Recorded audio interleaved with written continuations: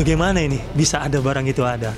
Makanya waktu diperiksa di kamar tamu, waktu dia diperiksa, ada tim yang periksa itu datang mau geledah dia. Waktu minta izin, karena katanya ada di lemari itu, lemari tempat spray, bantal dan sarung, sebenarnya kan pakai kunci. Maka waktu dibilang, kok nggak ada kunci? Dia kaget loh.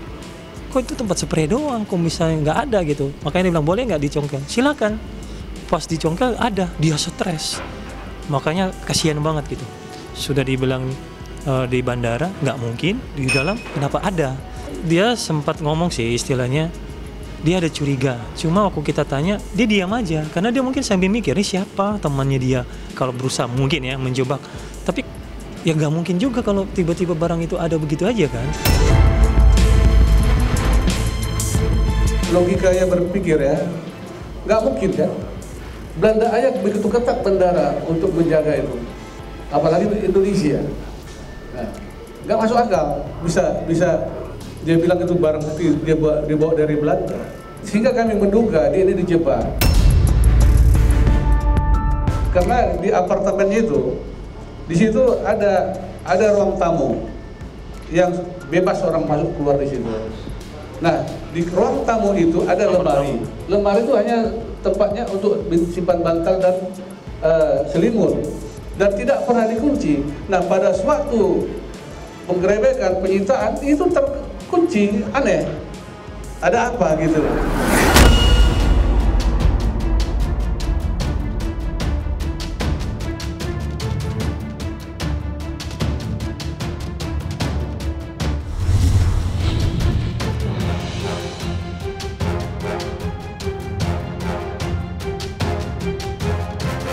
Dalam tes urin juga di sini pihak kepolisian sangat lalai.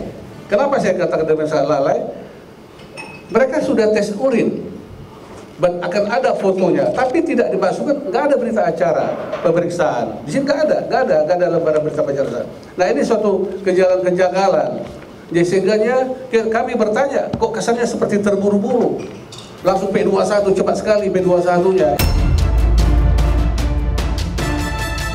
Nah, ini alat tes urinnya, boleh di-shoot ya. Ini udah jelas hasilnya positif. Nah, pertanyaan kami, udah jelas hasilnya positif. Ya. Kenapa saudara Steve tidak dimasukkan pasal 127? Sehingga dalam hal ini penyidik dalam menerapkan salah menerapkan hukuman. Seharusnya dia masukkan pasal 127.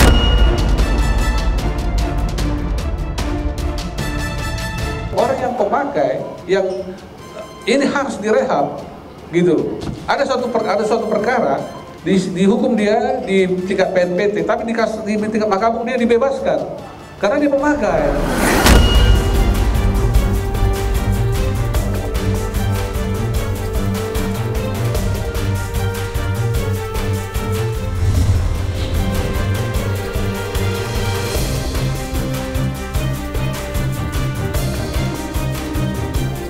Kalau kita menjenguknya, dia memang under pressure, kayak stres banget gitu. Kayak dia seperti nggak terima ini persoalannya, kasusnya ini. Sehingga kalau dia sempat berlama-lama di dalam penjara, semakin mengakibatkan penderitaannya, sehingga bisa mengakibatkan mungkin depresi atau gila atau bisa. Sehingga bisa mengakibatkan mungkin depresi atau gila atau bisa.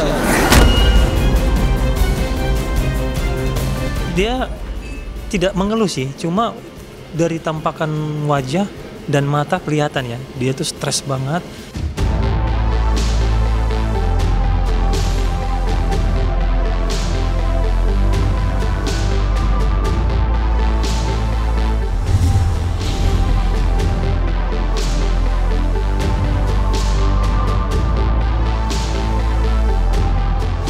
Perkara Steve ini kami meminta dalam petitum, dalam putusan nanti, agar yang mulia majelis hakim nanti memutus. Yang pertama saya bacakan, menyatakan dakwaan jasa penuntut umum atas nama terdakwa Cepas Immanuel alias Steve batal demi hukum, batal demi hukum. Kedua, membebaskan terdakwa dari segala dakwaan. Dan ketiga, memerintahkan kepada jaksa penuntut umum agar terdakwa Cepas Immanuel dikeluarkan dari rutan tahanan rutan Salemba, Jalan Pertigaan Negara nomor 88 Jakarta Pusat setelah putusan sela diucapkan.